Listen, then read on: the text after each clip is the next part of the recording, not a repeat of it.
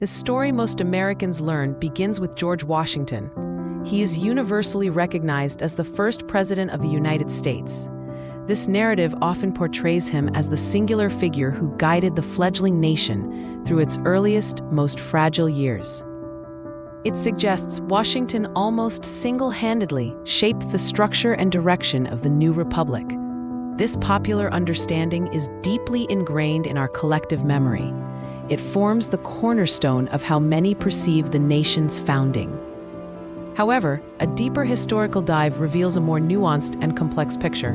While Washington's role was undeniably pivotal, the story of American leadership didn't start with his inauguration. The period preceding his presidency is crucial to understanding the nation's true origins. George Washington was indeed the first president under the United States Constitution. This is a critical distinction often overlooked.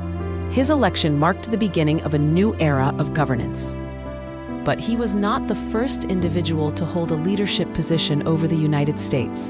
The nation existed before the Constitution was ratified.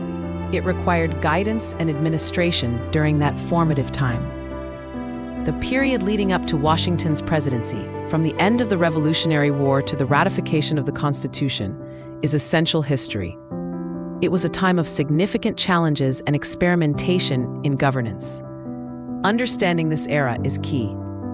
The men who held positions of power and responsibility during this pre-constitutional period are equally crucial. Their efforts, struggles, and experiences laid vital groundwork. They navigated the complexities of a newly independent, loosely connected group of states.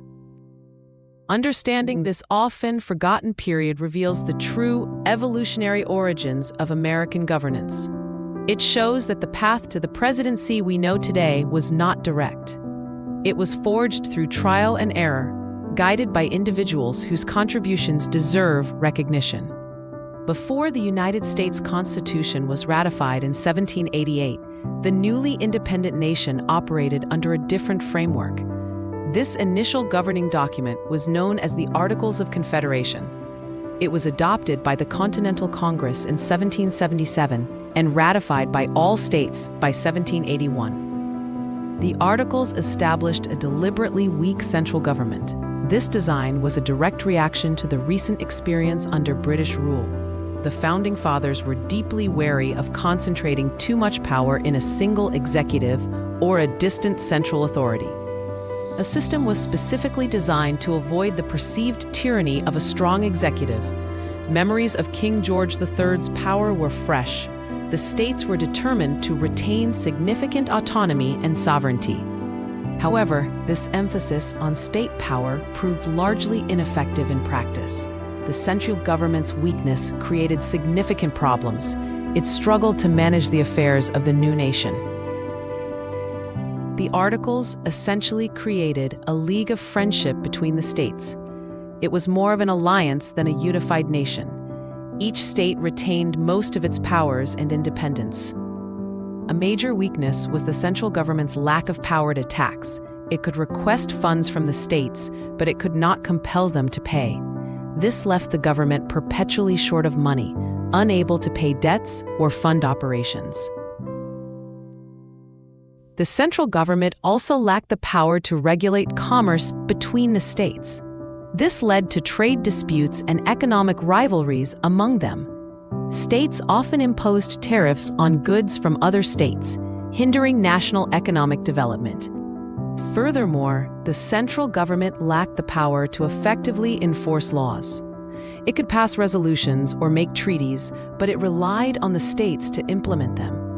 States often ignored federal requests or laws that did not suit their interests.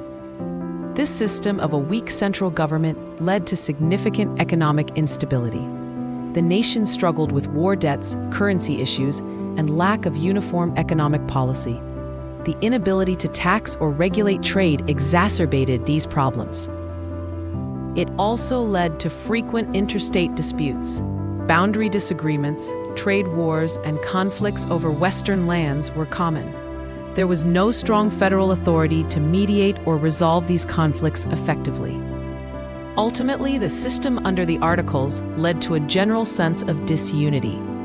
The states often acted like independent countries rather than parts of a single nation. This disunity threatened the long-term viability of the American experiment. Despite its weaknesses, the government under the Articles of Confederation did have a leadership position. This role was titled the President of the United States in Congress Assembled. It existed from the ratification of the Articles in 1781 until the implementation of the Constitution in 1789. This role was vastly different from the modern presidency. It was largely ceremonial and administrative. The president's power was strictly limited by the structure of the Confederation Congress. The primary duty of the president in Congress was to preside over the sessions of the Continental Congress. They acted as a moderator, managed debates, and signed official documents. They were essentially the speaker of the unicameral legislature. The title itself, President of the United States, was the same as the later constitutional presidency. However, the power and responsibilities associated with the title were vastly different. The president under the Articles was not an executive head of state or government. They did not command an army, negotiate treaties independently, or veto legislation. Their authority was derived solely from the Congress they led. They were a servant of the legislature, not a co-equal branch of government. The position was elected annually by the members of Congress. There were no term limits specified, but the annual election meant the office holder could change frequently. This reflected the fear of concentrated power. While the title sounds impressive, it did not denote the leader of the nation in the way we understand the presidency today. It was the leader of the Congress that represented the states. This distinction is crucial for understanding the pre-constitutional period. The role was demanding in terms of managing the often contentious debates of Congress. However, it lacked the independent authority associated with a national executive. The president under the Articles was a presiding officer, not a chief executive. Understanding this role is key to appreciating the evolution of the American presidency. It highlights the initial reluctance to create a strong executive. It also shows the title president predates the Constitution. Given the existence of the president in Congress assembled role, it follows that several individuals held this position before George Washington. These men served as the presiding officers of the national government under the Articles of Confederation. Their service guided the nation through a critical transitional period. John Hanson is often cited as the first president under the Articles of Confederation. He was a delegate from Maryland. His election marked a significant moment in the formal operation of the government under the ratified Articles. Hanson was elected to the position on November 5, 1781. This was after the Articles were fully ratified by all 13 states. His term lasted for 1 year, as was the custom for the position. While often called the first president, it's important to remember the nature of the role. Hanson was the first to serve a full term after the Articles were fully in effect. He was the first president of the Congress under the ratified Articles. The role of president in Congress rotated annually. This ensured that no single individual accumulated too much power or influence. It was a deliberate mechanism to prevent the emergence of a monarchical figure. Several other notable figures held this position after Hanson and before Washington's inauguration in 1789. These were prominent statesmen of the era. They dedicated their service to the challenging task of governing under the weak Articles. Other notable figures who served as president in Congress included Elias Boudinot of New Jersey. He succeeded John Hanson, serving from 1782 to 1783. Boudinot signed the Treaty of Paris, which officially ended the Revolutionary War. Thomas Mifflin of Pennsylvania also held the office. He served from 1783 to 1784. Mifflin had previously served as a major general in the Continental Army and later presided over the Constitutional Convention. John Hancock, famous for his bold signature on the Declaration of Independence, also served. He was elected in 1785, but was often absent due to illness. his tenure highlighted some of the difficulties in the role. Other individuals who served included Richard Henry Lee, Arthur St. Clair, and Cyrus Griffin. Each served a one-year term, presiding over the Congress during their tenure. They managed the legislative business of the fledgling nation. These men faced immense challenges during their time in office. They dealt with a government lacking funds and authority. They navigated the complex relationships between the states. Their names are less familiar today than those of the constitutional-era leaders. However, their service was vital. They kept the idea of a United States alive during a period of significant instability. These men, though often overlooked in popular history, played a vital role in the nation's founding.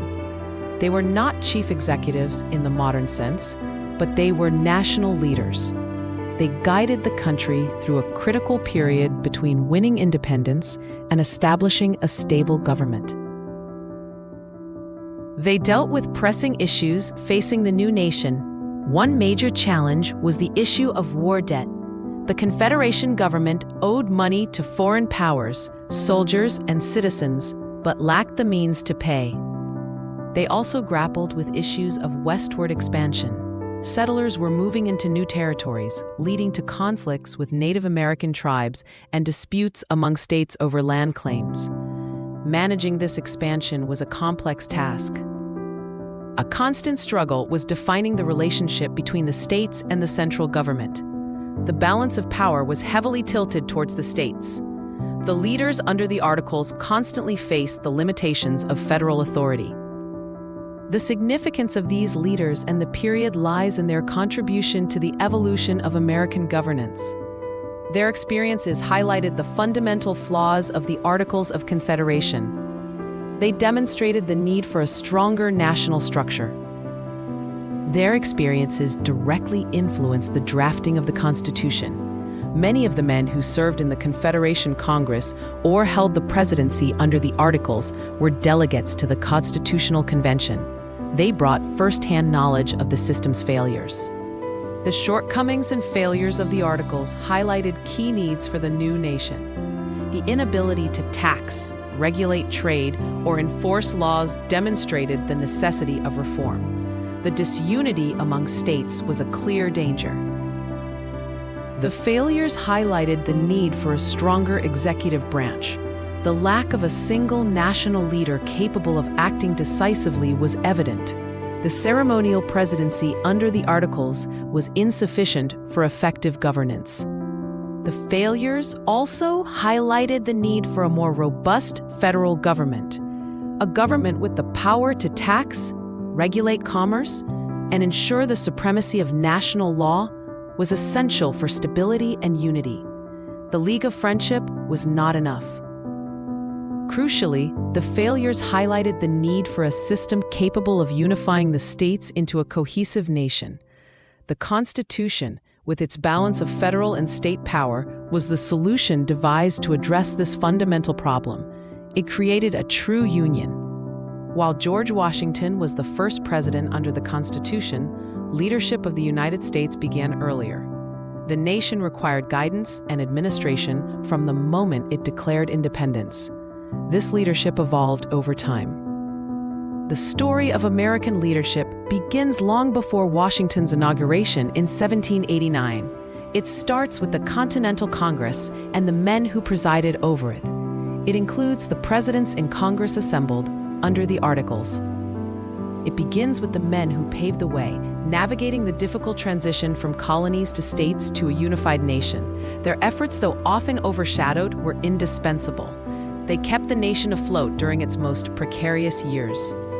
Understanding their contributions provides a more complete picture of American history. It reveals that the path to the Constitution was not predetermined. It was a journey of experimentation, learning from mistakes, and persistent effort.